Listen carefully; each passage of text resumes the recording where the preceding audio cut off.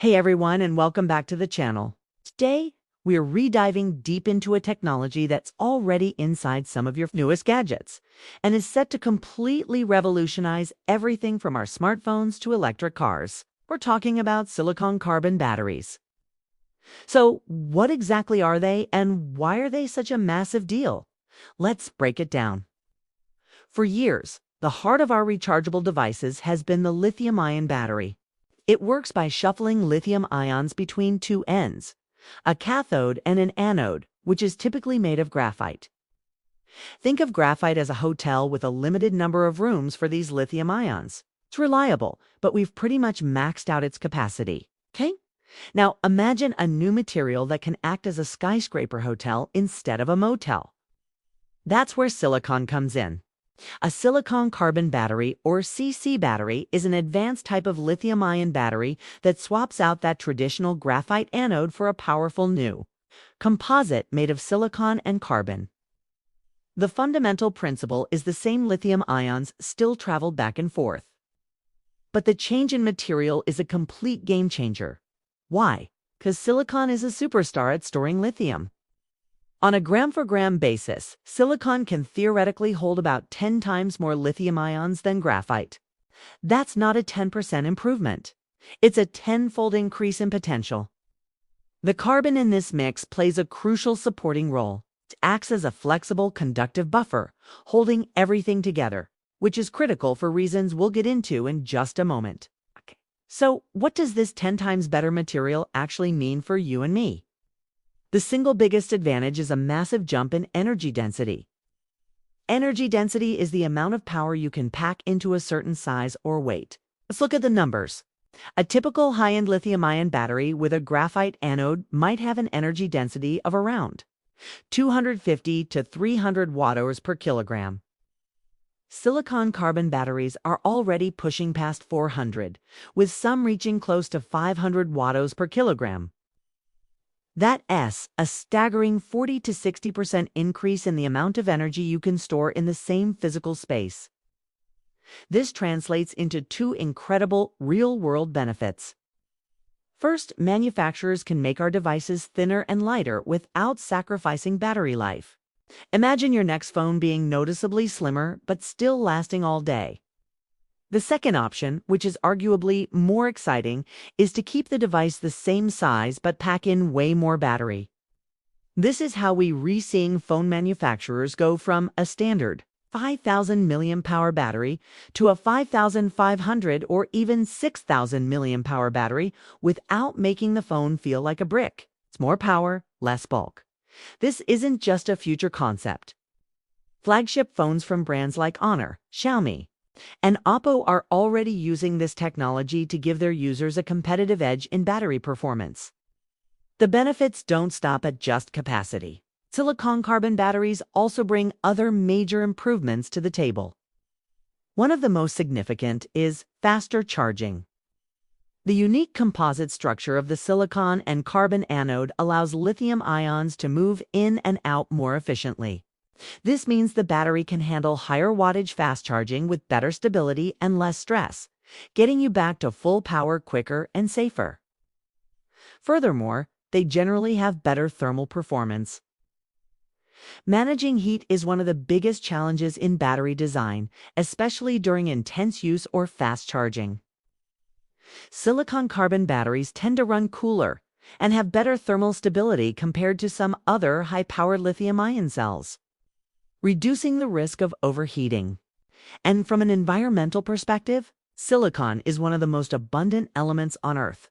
It's more sustainable and readily available than some of the other specialized materials used in battery production, making it a more eco-friendly choice for our planet's future. More power, faster charging, and a smaller environmental footprint, it's a trifecta of advancements. Now, if silicon is so amazing, you might be wondering why we didn't just switch to pure silicon anodes years ago. Well, silicon has one major dramatic flaw. It swells a lot. When a pure silicon anode absorbs lithium ions during charging, it can expand by up to 300% in volume. Imagine a sponge swelling to 3 times its size.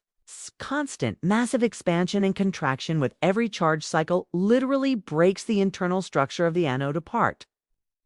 This physical degradation leads to a rapid loss of capacity, meaning the battery's lifespan would be unacceptably short. This swelling issue is the single biggest hurdle that engineers have been working to overcome. And that's where the carbon part of silicon carbon becomes the hero. By creating a composite material often using silicon nanoparticles embedded within a flexible and conductive carbon matrix, we can manage and contain this expansion. The carbon acts like a stretchy, protective cage, giving the silicon room to breathe without letting it destroy itself. Even with this clever solution, mitigating this volume expansion remains the primary challenge. The cost of manufacturing these specialized silicon carbon composites is also currently higher than producing traditional graphite anodes, which has slowed down its widespread adoption. But mastering this challenge unlocks a truly exciting future: the era of paper-thin, flexible electronics. The incredible energy density of C makes it the perfect candidate for batteries that can bend and flex. Think about smartwatches with batteries integrated into the strap, foldable phones that are even thinner and more seamless, or even smart clothing with power woven directly into the fabric. To achieve this paper-thin future, we need to completely control that swelling, using advanced binders and material science to create a battery that's both powerful and durable enough to be flexed repeatedly. Once we get there, the design possibilities for our wearable and portable tech will be virtually limitless.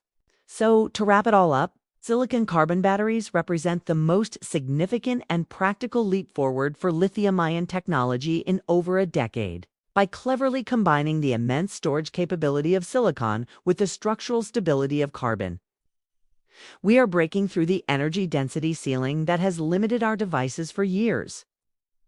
This isn't a distant laboratory dream. It's happening right now. As I mentioned, this technology is already powering some of the latest flagship smartphones, giving them best-in-class battery life. And the next frontier is electric vehicles, where range anxiety is a major concern. The increased energy density of CC batteries is critical for developing EVs that can travel farther on a single charge. Looking ahead, the research is far from over. Right now, the anodes in commercial CC batteries typically contain a relatively small percentage of silicon, usually between 5 to 15%. The holy grail for researchers is to safely and stably increase that percentage. As they find new ways to manage the swelling and improve the composite structure, they'll be able to push the silicon content higher, unlocking even greater energy densities. The goal is to push practical limits towards 600 watt-hours per kilogram and beyond. This continuous innovation ensures that our devices will keep getting more powerful, longer lasting, and more integrated into our lives than ever before. It's a truly exciting time for battery technology. Thank you so much for watching. If you found this video interesting and learned something new, please give it a thumbs up and consider subscribing for more deep dives into the tech that shapes our world. Let me know in the comments what you think about silicon carbon batteries. We'll see you in the next one.